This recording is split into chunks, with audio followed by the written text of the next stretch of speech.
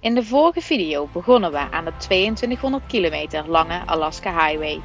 Bij Carcross maakten we een zijuitstap naar Skagway, Alaska en leerden veel over de Klondike Gold Rush.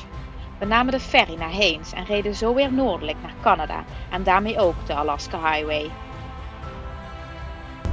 Wat een verschil in grensovergang tussen Amerika en Canada. Echt in alles. In eten, in de zin dat Canada veel makkelijker is met het meenemen van eten. Ik geloof alleen dat kip en eieren een probleem is.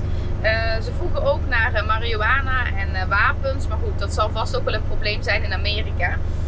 In Amerika zijn ze daar veel strenger in. Hè? Alles moet gelabeld zijn, zoals ik eerder al zei. En ook geïmporteerd eten is vaak een probleem. Maar ook een visums. We zijn net dus met alleen een paspoortcontrole hebben we dus gewoon weer 6 maanden toegang gekregen tot Canada. Waarbij we in Amerika echt een heel visumaanvraag van tevoren hebben moeten doen. Waarbij we dus nu voor 10 jaar lang 6 maanden per keer in Amerika mogen zijn. Maar als we dan uit Amerika gaan, hè, nu we dus in Canada zijn, loopt dat visum dus gewoon door. Dus op het moment dat we dadelijk weer in Alaska zijn, dan is die tijd gewoon weer verder verstreken. Maar het opnieuw aanvragen van een visum, dan krijgen we weer een hele screening. De vorige keer vroegen we ons naar de financiën en heel uitgebreid onze plannen. Je moet er ook weer voor betalen. Dus allemaal net wat meer omslachtiger dan dat Canada dat doet.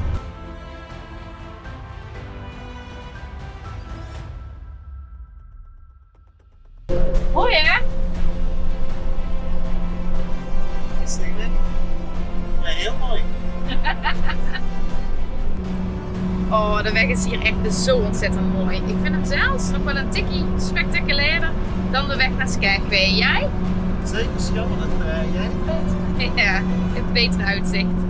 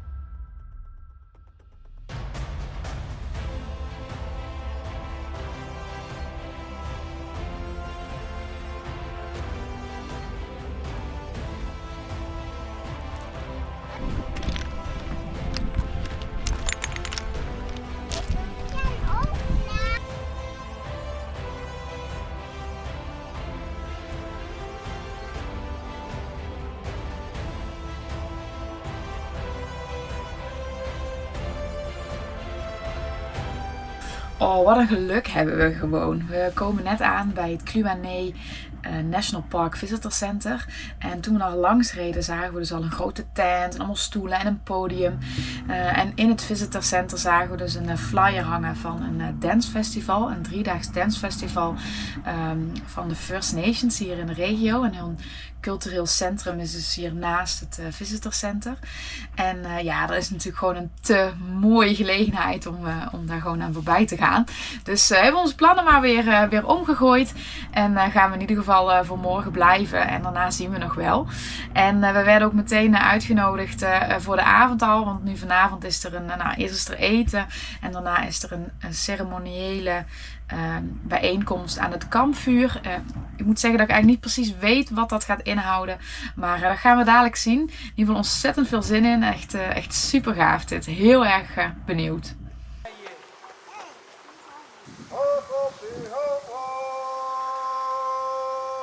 De avond begon met een ceremonieel kampvuur waarbij elke houtsnipper van hun pas gemaakte uitgeholde kano voor een leven staat dat is verloren aan alcohol en drugs. Voor ons was het een begin van een 3-daags event wat mooi en fascinerend was, maar tegelijkertijd ook confronterend, omdat we de directe effecten zagen van het leed wat de First Nations is aangedaan.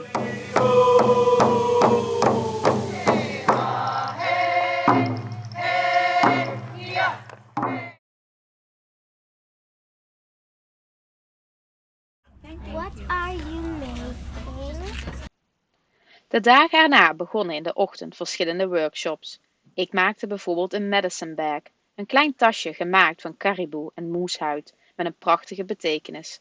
Je bewaart daar je zogenaamde medicine, tandjes van je kinderen, as van een overleden dierbare, kruiden, aarde, allemaal spullen die een diepe persoonlijke betekenis voor jou hebben. Maar ook maakten de kinderen een stokpaard, werkten we met glas en vond ik een nieuwe hobby in het zogenaamde bieden.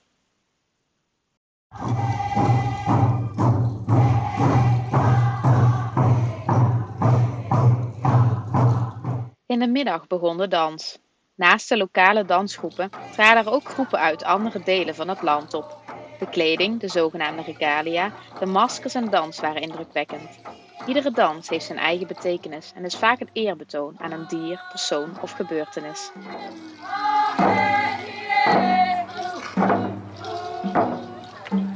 And he was an amazing artist and he always danced with an eagle or a killer whale. So we wanted to honor him with this song.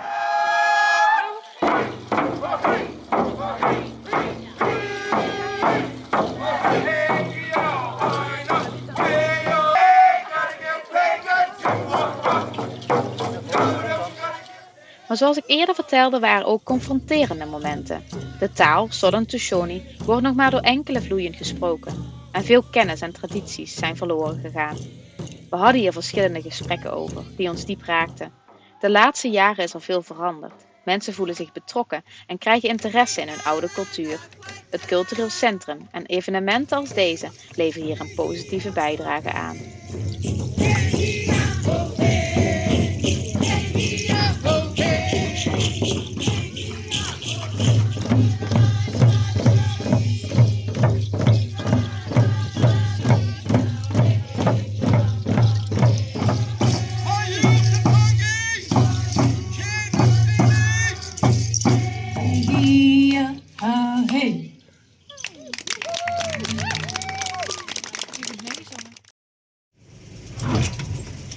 Nee, dat is geen goed idee. Nee, ik weet het.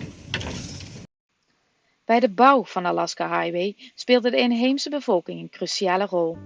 Ze fungeerden als gids en arbeiders in het moeilijk en afgelegen gebied. Maar dit had natuurlijk ook een enorme impact. De komst van buitenstaanders bracht ook ziektes met zich mee, zoals de mazelen en kinkhoest. Vooral baby's en kinderen waren kwetsbaar. Er werd flink gejaagd in de omliggende omgeving. Uiteraard voor voedsel, maar de soldaten deden dit ook graag voor de lol. Vanwege overbejaging besloot de Canadese regering om van 10.000 vierkante kilometer beschermd gebied te maken en kwam er dus een verbod om te jagen. Precies het gebied van de Southern Tushone, waaronder de huidige Champagne en Aishak First Nation en de Kluane First Nation. De inheemse bevolking werd met geweld verwijderd van hun traditionele land en hun leefgebieden. Uiteindelijk zijn we dus gewoon de hele 3 dagen, het hele event gebleven. Elke dag hadden we weer een nieuwe smoes om nog een dag vast te plakken. Een workshop die we wilden gaan volgen. De kinderen hadden het zo goed naar hun zin. Ja, en wij natuurlijk gewoon ook. Het was echt een fantastische ervaring. Heel bijzonder om mee te maken. Ik heb geloof ik nog een nieuwe hobby eraan overgehouden van het bieden. Erg leuk om te doen. En mijn medicine bag vind ik ook een erg bijzondere herinnering. Nou ja, een ontzettend mooie betekenis dit ding. En ja, nu zijn we dus weer verder op de Alaska Highway. De weg vanuit Haines. Je komt in Haines Junction weer samen op de Alaska Highway. En zo zijn we dus weer een stapje dichter bij Alaska. Er waren nog vele andere veranderingen die de Alaska Highway letterlijk met zich meebracht en maakten dat de inheemse bevolking hun leven op een andere manier moest inrichten. Toen de snelweg er eenmaal was, was alcohol gemakkelijk verkrijgbaar en oudere inheemse beweren dat de snelweg alcoholmisbruik bracht en een alarmerende hoeveelheid geweld, verdriet en verdere sociale ontwrichting. Pas 40 jaar later kregen de First Nations hun rechten terug. Maar zoals je je kunt voorstellen was de schade aan cultuur, kennis en nog veel meer onomkeerbaar.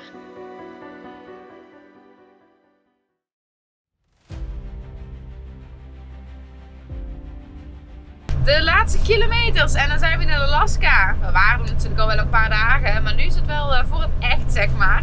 Gelukkig hebben we bijna niks meer te eten bij. Dus nou, daar kunnen ze ook wel niet moeilijk over doen. Verder zijn we ontzettend benieuwd naar de weg. De laatste, wat is het, 200 kilometer is de weg flink slecht aan het worden. Sommige stukken veel gaten en dan is het ineens gravel. Maar we hebben gehoord dat vanaf Beverkreek tot aan Tok ontzettend slecht is. Toch allemaal door de permafrost. Dus heel benieuwd. De weg zelf viel ons uiteindelijk reuze mee, al ging het door alle wegwerkzaamheden wel erg traag.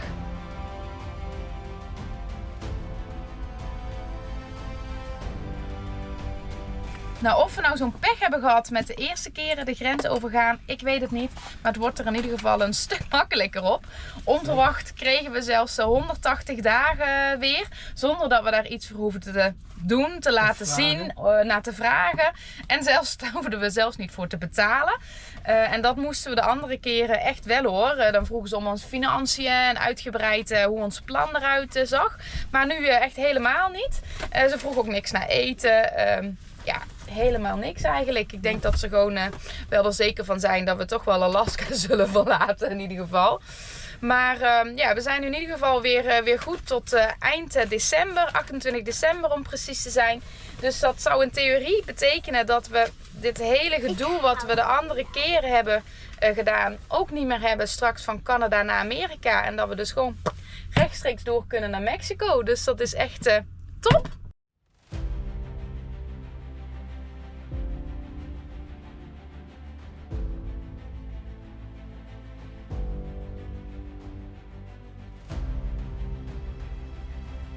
Nou, het muggenseizoen is duidelijk begonnen. We hadden er al een paar keer last van gehad, 's avonds rond de schemer. Maar dat is natuurlijk best wel laat pas als het windstil was. En voor de rest nog niet echt. Maar nu dus ook gewoon overdag. Maar goed, het is bewolkt. Het heeft geregend. Een beetje doorlopen klein, anders dan komen ze.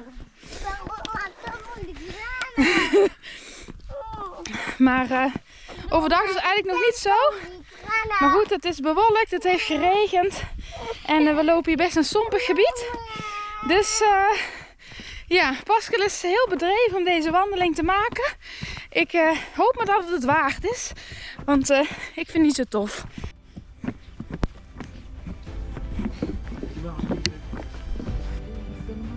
Oké.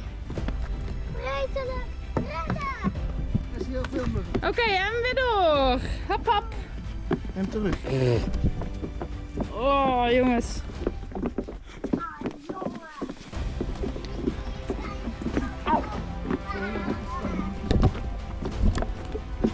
Oh, en elk bloot stukje huid weten ze te vinden, jongens. Hey Pascal, was het de wandeling waard? Ja. Ja? Oké.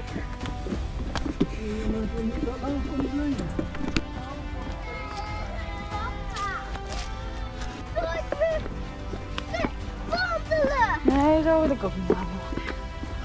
Nou, de muggen zeggen welkom in Alaska. Hey dames, wat gaan we doen? Bootje varen! Bootje varen. Dat is geluk hebben, hè? Het is weer mooi zonnig. De muggen zijn weg, of niet? Hebben we veel muggenbulten?